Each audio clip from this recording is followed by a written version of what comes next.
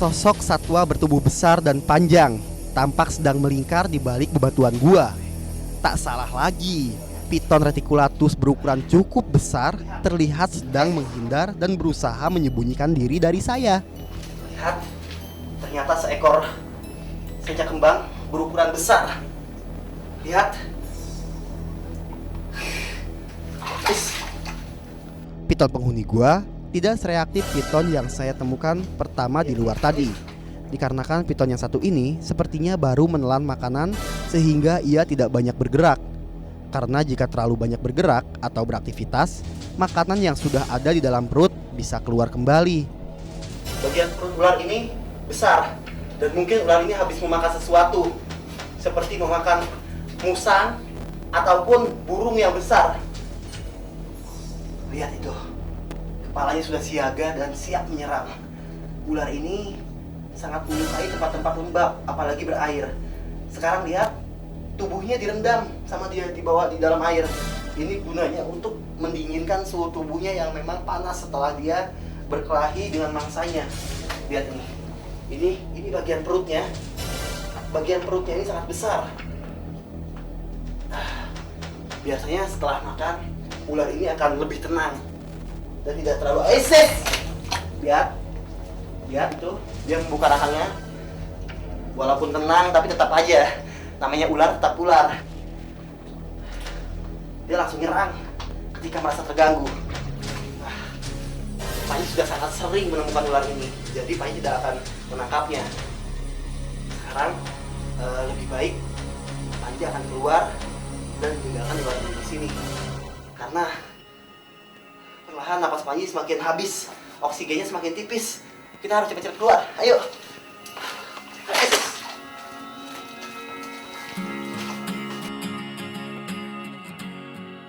Keseimbangan alam. Bebatuan di sepanjang aliran sungai memiliki berbagai karakter dan bentuk. Ada yang bulat, utuh, ada pula yang asimetris. Asal bebatuan ini kemungkinan dari atas gunung yang hanyut terbawa air sungai pada zaman dahulu. Dan ada pula batu-batu yang berasal dari bagian perbukitan yang longsor. Berjalan di bebatuan sepanjang aliran sungai, saya harus berhati-hati. Karena bebatuan yang terkena air sungai cenderung licin dan berlumut. Belum lagi kekhawatiran akan keberadaan satwa liar seperti ular yang terkadang berkamuflase di balik rerimbunan semak belukar. Wah, ini sungai. Sepertinya sungai ini terbentuk karena banjir dan longsoran tanah yang ada di atas bukit sana. Lihat bekas-bekas longsoran itu masih ada. Tuh, tumpukan-tumpukan tanah dan akar-akaran pohon. Dan banyak sekali batu di sini. Dan lihat kikisan tanah ini juga belum terlihat banyak lumutnya. Jadi sungai ini kemungkinan adalah sungai baru.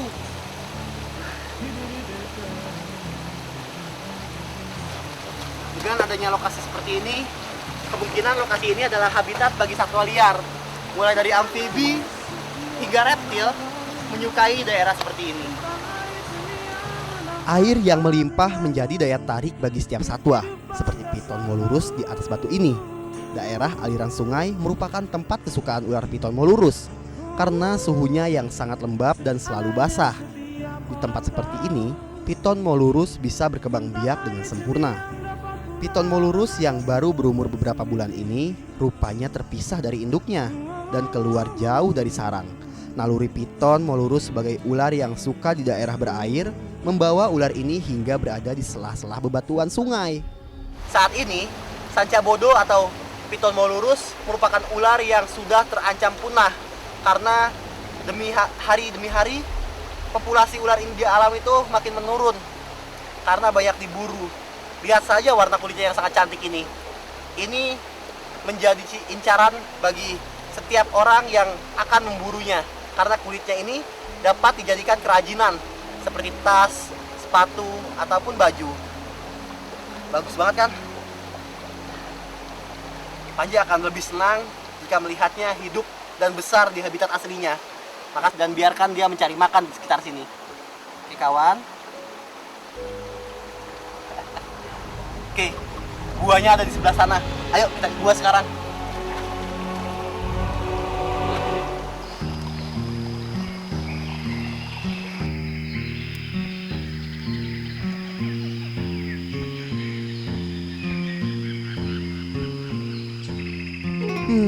hujan pun akhirnya turun juga.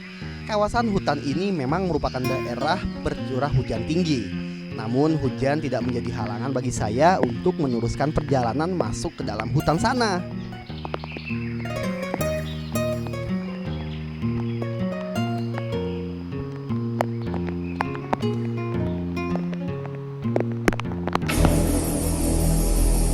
Seperti ini, biasanya semua satwa yang hidup di dalam hutan itu keluar dari dalam sarangnya. Kenapa? Karena mereka lebih suka mencari makan nih di saat lembab seperti ini. Karena semua satwa keluar, jadi ular akan mudah menemukan mangsanya, seperti mamalia, kasta, tikus, atau ayam hutan yang memang merupakan makanan kesukaan ular. Lihat ular yang satu ini. Sekarang saya akan coba mendekati ular ini lebih dekat lagi. Ular yang satu ini masih tenang. Bagaimana reaksinya jika pagi tutup? Ya. Dia langsung berbalik. Ya. Dengan cepat dia langsung nyerang. Posisi kepala ular yang tegak ke atas menandakan ular ini tengah waspada dan siap menyerang ke objek di depannya. Semakin banyak saya bergerak, piton reticulatus di depan saya ini semakin agresif. Dengan jenis sajak kembang. Tapi yang satu ini ukurannya belum terlalu besar. Dia masih kecil. Serangan cepat piton reticulatus menjadi senjata utama untuk menangkap mangsa atau buruannya. Kelenturan tubuh piton membuat ular ini fleksibel dalam bergerak maupun menyerang. Ia dapat melontarkan tubuhnya dengan lentur untuk menjangkau objek di depannya. Piton reticulatus yang umum biasanya memiliki pola warna itu bulat-bulat kotak gitu. Tapi yang satu ini ada beberapa sisi pola yang memanjang. Nanti Pak akan tangkap ular ini dan coba memperlihatkan polanya itu kepada pemirsa semua. Ya. Dia masih sangat agresif. Apalagi hujan seperti ini, suhu tubuhnya akan normal dan dia akan memiliki tenaga berkali-kali lipat. Hujan yang bertambah deras tidak menurunkan agresivitas serangan piton. Bahkan ia menjadi lebih sering menyerang dikarenakan permukaan rumput yang basah sehingga memudahkan piton untuk bergerak.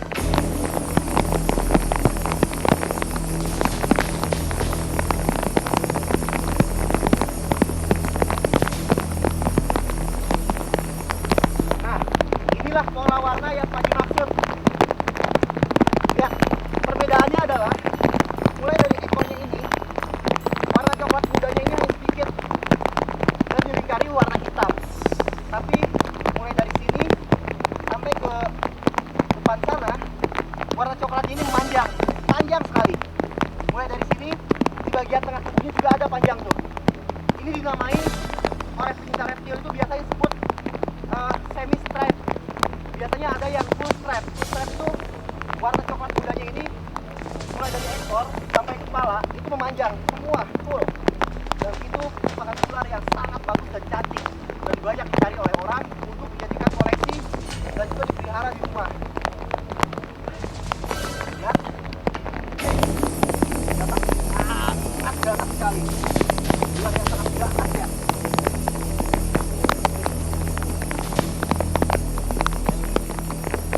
Hey.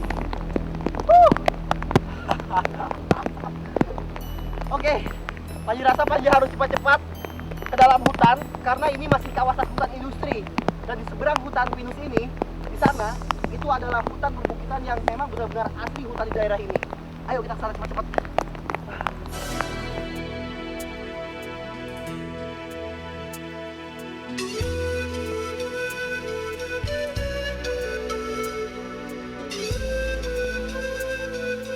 Kondisi hutan yang sangat terjaga membuat flora dan fauna yang ada di dalamnya dapat hidup dan berkembang biak dengan bebas tanpa adanya gangguan sedikit pun. Pakis hutan menjadi salah satu vegetasi yang mudah ditemui di sini. Pohon pakis saat ini banyak dicari oleh orang karena memiliki harga cukup mahal. Ini adalah jenis pakis hutan yang termasuk golongan tumbuhan purba karena pakis hutan ini merupakan tumbuhan yang memang sudah berada sejak ratusan tahun yang lalu. Ini dia buahnya nih. Daerah ini disebut sebagai Gua Jepang memang sangat tersembunyi dan agak susah ditemukan. Ini gua Jepangnya nih. Tapi lihat, di atas batang pohon itu ada seekor musang. Ini adalah jenis musang pandan, musang pemakan buah. Tapi selain buah, dia juga menyukai daging. Nah, musang itu belum menyadari Panji ada di sini, jadi dia nggak lari. Lihat.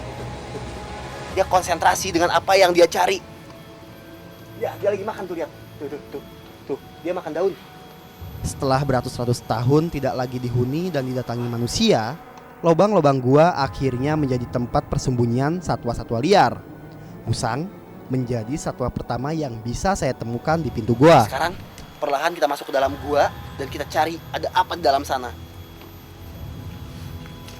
Aroma kotoran kelelawar penghuni gua semakin menyengat saat saya masuk makin ke dalam gua. Bahkan lantai gua menjadi becek oleh kotoran kelelawar. Dilihat dari kotorannya, ini bisa saja dipastikan jumlah makhluk nokturnal ini penghuni gua mencapai ribuan ekor. Lihat di langit-langit guanya. Dan umurnya mungkin sudah lebih dari 200 tahun.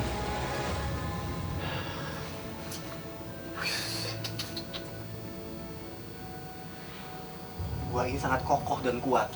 Coba lihat. Walaupun dindingnya ini dari tanah, tapi tetap sangat kuat, tidak runtuh.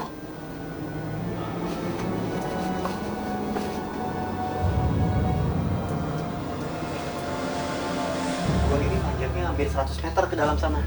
Dan di depan sana itu ada jalan yang bisa ke arah kanan, ke arah kiri ataupun lurus. Jadi ada beberapa ruangan. Dan di dalam sana juga ada kamar-kamar bekas kamar tentara Jepang dulu.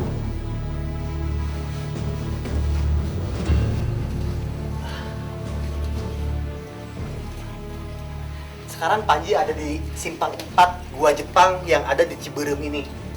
Nah, karena usia dan sudah sangat lama, jadi ruangan-ruangan kamar yang ada di dalam sana, lihat, sekarang dihuni oleh kelelawar dan banyak beberapa ruangan yang sudah runtuh. Jadi tertutup oleh tanah dan sisanya hanya lorong-lorong seperti ini saja. Banyak sekali sih ruangan-ruangannya. Kebayangkan gimana buatnya ini gua. Lihat, ada ribuan kelelawar di depan sana. Banyak sekali. Itu jenis kelelawar pemakan buah. Nah, sekarang Panji ada di simpang 4. Simpang 1 itu yaitu lorong yang barusan Panji itu arah Panji masuk sebelah sana. Simpang keduanya ini ada lorong juga nih sebelah kanan Panji nih. Dan simpang 3 ini simpang 3 yang banyak kelelawarnya, paling banyak kelelawarnya di sini. Dan simpang 4-nya itu di sana. Lubangnya ada agak nyerok sebelah sini. Lihat malam-malam ini. Mereka panik dan ketakutan karena suara Panji. Kelelawar merupakan satwa yang pendengarannya itu sangat tajam. Dia dapat mendengar suara serangga yang sangat kecil dan dapat melacak keberadaan serangga tersebut. Sekarang Panji akan melanjutkan kembali perjalanan Panji masuk ke dalam sana karena masih penasaran dengan gua ini. Gimana sih dalam sana ada apa aja sih selain kelelawar? Ayo ikut Panji yuk.